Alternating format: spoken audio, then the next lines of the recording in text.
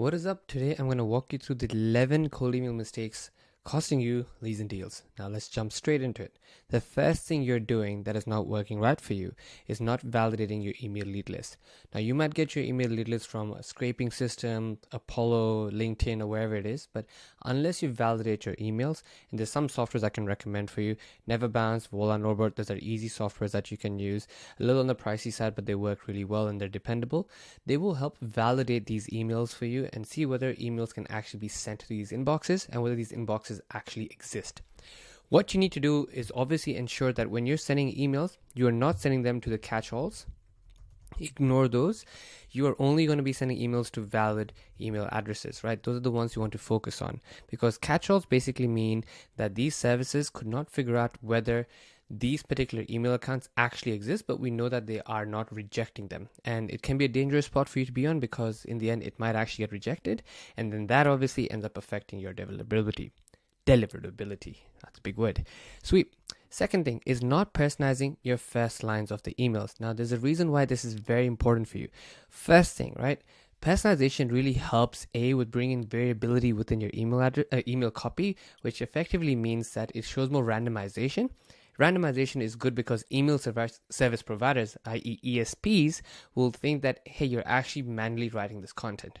So now you satisfy the algorithm. The second thing is, by personalizing your first line, when you go into the preview section of your email, you'll see that little preview snippet. People will see that you've actually put some effort to understand who this person is. It's not just like a hope you're doing well or those boring, annoying introductions. Instead, there's actual clear intent saying, I saw you hiring someone on a particular job role, or I noticed you use this particular software, right? Or if you use something like SmartWriter, it will actually dig into their LinkedIn profile and find things about their career tenure, maybe a recent deal that they've closed, even look into their article saying, I read your article about this and this, and I saw how you're interviewed over here and here. So those things really make a massive difference, A, in terms of standing out, B, in terms of creating that concept of reciprocity and actually getting that lead to reply back to you. Sweet. The third thing I'm seeing people not doing is warming up their email accounts. In short, warming up effectively means using a software to programmatically send emails between a network pool of email accounts with written copy, right? And what that does is it emulates to email service providers that this person hasn't just bought this email account and they're sent like 1,000 email addresses. No, but they're actually an active email account that are trying to go ahead and have conducive conversations with people.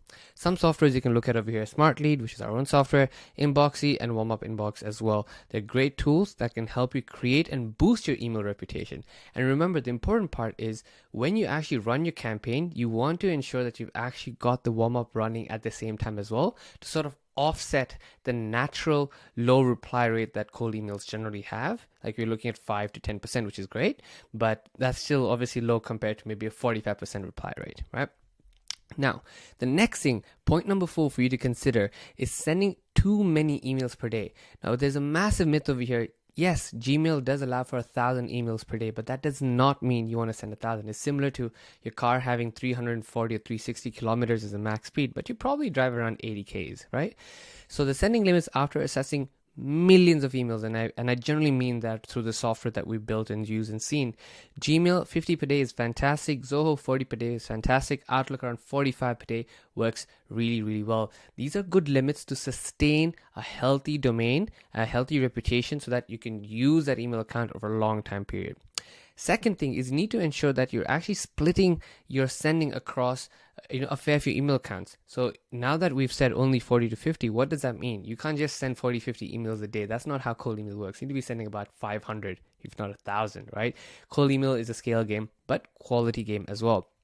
The way you do that is you can use a software like SmartLead or whichever else is out there to basically connect maybe 50 to 60 accounts to a campaign and let that software auto-rotate through those email accounts for you and split it accordingly to match these limits that you have over here. And the other thing for you to consider is, again, that you want to make sure that the software you're using, SmartLead allows for this, by the way, is allow for a healthy gap between the emails to be sent. So if you want to have a campaign be sent out, send it between maybe 6 a.m. all the way to 6 p.m. So it's 12 hours and you're maybe sending about 40 emails. So you've got a good healthy gap between the emails being sent out, and that too, they're randomized. So you're not just sending an email like clockwork every 20 minutes, because guess what? it will pick it up as programmatic, but have some randomization in there. So Smartly allows for that. If you're using another software, just check to ensure that that does that as well. All right, the next point for us to consider is aggressive follow-ups, which again lead to spam. Do not follow up in less than a day. Give it some space, right? Maybe 1 to 2 days before you follow up with the person, and don't keep hammering them even after they've said they're not interested. Like, you need to have an exit strategy. Stop the follow-up emails after reply or after they click a link or something. You want to make sure you block it based upon an intent. All right, the next thing I want to talk about is something called DKIM, DMARC, and SPF. Now, I'm not going to go too deep into this. I'm going to create a separate video just to explain what these things really mean. But in the shortest format, what these things are doing is they're basically acting like almost when you have a piece of bread and you buy that bread from perhaps your local supermarket. I'm based in Sydney, so maybe Woolworths or Coles. It says made in New Zealand or manufactured over here. So what this is doing is basically acting similarly, that saying that this email was manufactured in my domain, like I'm the one who actually created this email, and it's not sent by a spoof person. And it's like a protocol between two people saying, yeah, are you sure you're made in New Zealand? Yes, I'm telling you I'm made in New Zealand. I can make a phone call to that person saying, is this piece of bread from you? And you can say yes. So that's kind of what DKIM, DMARC, and SPF do, is they allow for two separate email inboxes to ensure that when A is sending email to B, that email has actually come from A and it's not faked and made it from somewhere else. Right. Now, the other thing that I've seen a lot of people not do and not take advantage of is A/B testing your copy. It's core principles of marketing and growth in general. Whenever you're trying to get someone to buy your product, you want to test different variants, different angles, something that offers a new approach, whether that means writing a new subject line, a new offer. An offer can be prior to saying you can offer perhaps a free trial, and before that you can go ahead and say you'll give them an extra product for free if they try your solution, or you can offer them a guarantee that is brainless guarantee, that's 90-day free guarantee, money back period, if you can actually offer that. So trying and testing different versions of your offers and your deals that can actually get them to convert. And that is important because you don't just go to market with just one strict approach. No, the best of the best marketers and email copywriters always have different variants running at any point in time, and they're using that analytics that they get. Smartly allows for this. I'm sure other softwares do too, to see which subject line is working, which copy is working, which personalization is working, and maybe which call to action is working as well. And make sure that when you're making these changes, you're not just changing 5 things in one time, because again, guess what? You don't actually know what you've changed that has caused it to work. You're changing one variant at a time. So variant A, you change the subject line. Variant B, you've changed the call to action. Variant C, you've changed the offer, right? You've offered something else. So make sure that you're changing one of them, but you're always A/B testing, because you might be leaving a lot of money on the table. All right. Now, the next point I want to bring up is called Spintax. Spintax is basically a concept that is available in some email sending tools that creates synonyms of words for you, so that you bring in some randomization to the emails that you're sending out. Randomization is important because no email service provider wants you to send 1,000 of the same emails to everyone. So the goal of this is just to improve your deliverability so that your emails don't look all the same. So an easy example I can give you, instead of saying just hi first name, right? You can say hi, hello, and then hey there, as an example, right? And then my actual copy can be first name. This is, by the way, just the syntax I'm showing for Smart Lead. I'm sure there's other softwares that offer something like this. So what this is going to just spin through these different versions for each of the email copy that is sent out for separate leads. Now, do note over here that you're not doing A/B testing, which is different to this, because you're not coming up with new angles or new formats. It's just synonyms of the same intent. So that's what it's meant to do. Now, I don't know how many countless emails that I'm sure you get and I get as well, just walls of text. General rule of thumb that I've come to learn is if your email does not fit into a tweet, it's too long. Second, if you're creating paragraphs, maximum of 2 sentences per paragraph. And third thing, 68% of emails are opened on mobile phones. You need to optimize for a mobile. So if you write a long piece of text, for example, that might look stretched out and nice to read on a desktop, but guess what? In mobile, it constricts and becomes a big wall of text. So make sure whatever software you're using, you send a test email. Smartly has this where you can just see a mobile view, and that will show you whether it's going to look like a big wall of text, and automatically no one wants to read a big wall of text. Now, the last 2 points. Point number 10, no clear call to action.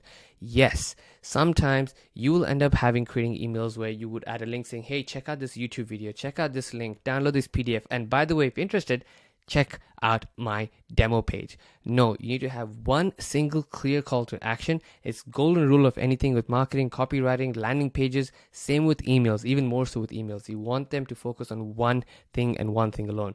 Ask them for a demo. Don't ask them for a sale, because guess what? I don't know which guru sold you what, but you're not going to get a sale on the first email. The goal of the first email is to get them onto a call, and the goal of the call is to then get them onto a sale if possible, right? Do not include multiple links and multiple CTAs. It's a simple thing saying, hey, are you interested or are you open to a conversation, right? It can be even softer. You say, is this something that is interest of you? Or if not, if this is not for you, do you have someone else you can point me to? All these things are simple and clear-cut CTAs. You are not to confuse the end person over here. Cool? And the most important thing is you are not sending enough volume. This is probably one of the biggest mistakes you make with cold emails. And by that, I don't mean just, spray and pray. No, you need to find quality leads. But remember, cold email is a volume game. You're sending out emails, you're cutting through a lot of noise in someone's inbox, and you want to make sure you're working at a game where it's numbers in your favor. In the end, if you expect a good open rate to be around 60%, every 10 emails you send, only 6 are going to open that. Out of those 6 people who open it, maybe only about 3 reply. Out of those 3 that reply, maybe only 1 is interested. So you've seen how the number's gone from 10 to 1. So you need to go ahead and ensure that that top level that you got, you've stretched that. So now, because we've said, let's just go with this example of 1, which is a 10% reply rate, which is great, right? But you go from 10, you stretch that to 100. Now 100 now become 10 actual positive replies. Now you go from 100 to 1,000, and 1,000 become 100 positive replies. If you can actually get that, 10% is a great positive reply rate, by the way. So if you can actually get to that, that will be fantastic for you to scale. Now, the only issue though is email systems are built in a way that don't help you scale because of limitations and spam blocks and so on and so forth. So that's where Smartly really comes in and helps you out, because you can add an unlimited number of email accounts without having to damage your bank balance. It's a single subscription fee regardless of how many ever email accounts that you've added, and then you can easily scale horizontally and send out as many emails as you want and get to that golden demo rate that you want each and every single day. So there you go. I hope this helps. Subscribe for a lot more videos like this, and I'm excited to have you here, and thank you again.